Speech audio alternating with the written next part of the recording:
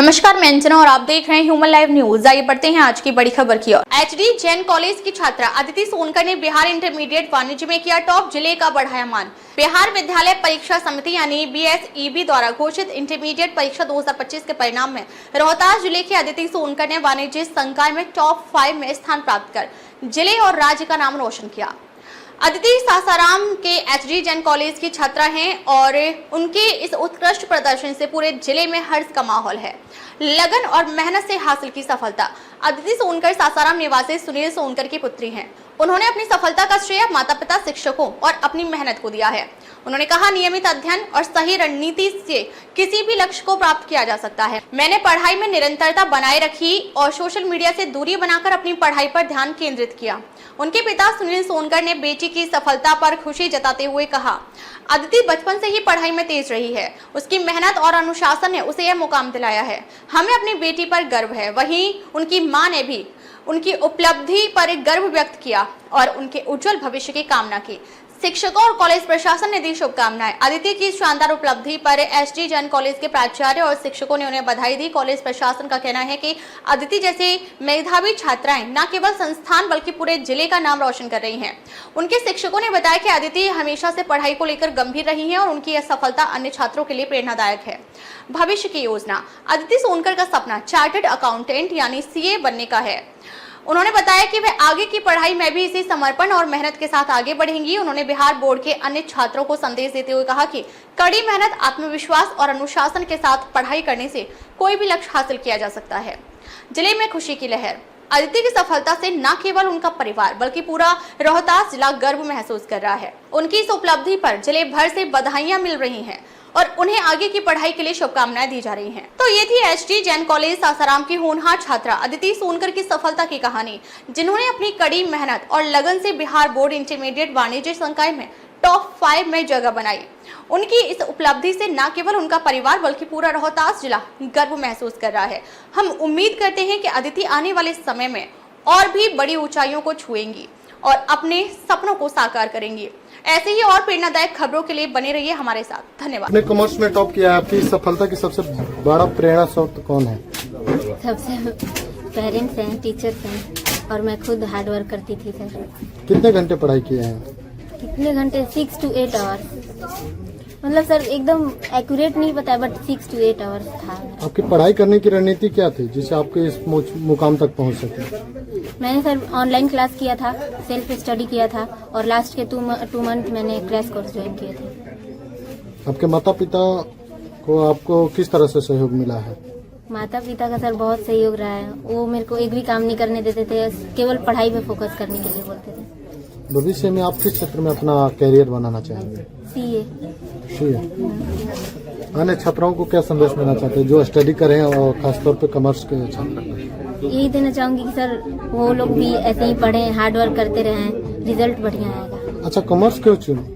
Commerce sir लड़कियां सब art और साइंस चुनती है, आपने कॉमर्स क्यों चुनी? नहीं, मेरे को सर शुरू से ही था। मैंने जब स्कूल में मैं पढ़ती थी तभी मैंने सोच लिया था कि मैं कॉमर्स ही लूंगी। मैट्रिक में कौन स्थान प्राप्त किया था? मैट्रिक में सर मेरा CBSE से था, 91% था। 91। तो मैट्रिक में कैसे आभास हो गया कि नहीं हमको कॉमर्स क्षेत्र में ज्यादा नॉलेज है? क्योंकि मैट्रिक और कॉमर्स का जो सिलेबस होता है वो काफी थोड़ा हट के जैसे ये सर थोड़ा डिफरेंट था ना, ये डिफरेंट सेक्टर था तो इसीलिए मैंने कॉमर्स का चूज किया। साइंस तो हम लोग शुरू से ही पढ़ते आते हैं बट मेरे को ये थोड़ा इंटरेस्टिंग लगा। कुछ अलग। अच्छा, जो बच्चे अपना जो लक्ष्य है उसको अपना नहीं बना पाते हैं उनके लिए क्या कहना चाहते हैं, कैसे लक्ष्य बनाए? यही सर बोलूँगी, ये गोल सेट करिए और पूरा उसके लिए हार्ड वर्क करिए, वो एक न एक दिन अचीव हो जाएगा। क्या नाम हो आपका? अदिति सोनकर। पिताजी का नाम क्या है? सुनील सोनकर। अदिति के इस सफलता पर आपको कैसा महसूस हो रहा है? बहुत अच्छा महसूस हो रहा है सर। आपने अदिति की पढ़ाई के लिए क्या अपने तरफ से क्या किए हैं जैसे इसकी पढ़ाई अच्छा कंटिन्यू हो सके, बीच में बाधित ना हो? जो ये चाहती थी वो हम पूरा करते थे सर कहीं से भी। और पढ़ने के लिए ये बोलती थी कि पापा ये पढ़ेंगे तो हम लोग पूरा किया। समाज के लोग आज भी अगर बेटियों को पढ़ाने हैं तो बहुत लोग कुछ बोलते हैं, उसको किस तरह से आपने फेस किया? जी, ये जो बोलते हैं वो गलत बोलते हैं सर। ये मैं जान रहा था कि मेरी बेटी सब टॉप करेगी।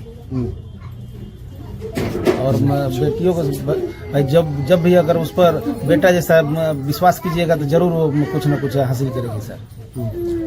बेटी का जब नाम आता है तो माँ घर का अपना सारा काम करवाती है, खाना बनाना सोचती है कि मेरी बेटी हाथ बट जाए। इस चुनौती से लड़ते हुए बेटी को आपने किस तरह का माहौल दिया अपने घर में पढ़ने के लिए?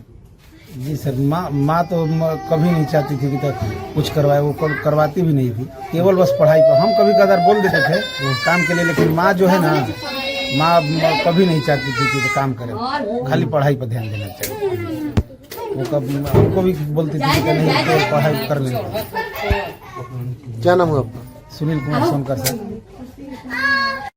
जी, आज रोहतास के ससुर में एक बच्ची टॉप की है, क्या कहना चाहता है जो उनके घर आए हैं आप?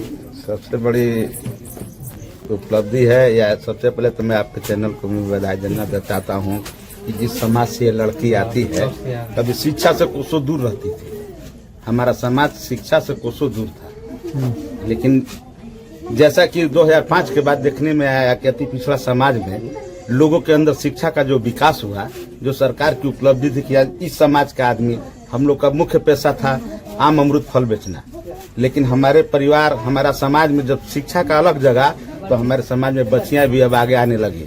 जैसा कि अगली बार शिक्षक में भी एक लड़का एक लड़की ऐसे घर से मास्टर बने कि जो सरकार की उपलब्धि है। नीतीश कुमार का सोच है कि समाज के अंतिम आदमी और अति पिछड़ा समाज को कैसे हम अग्रसित आगे करे, इसके लिए बहुत बड़ी उपलब्धि है। और ये खटिक समाज का बात है।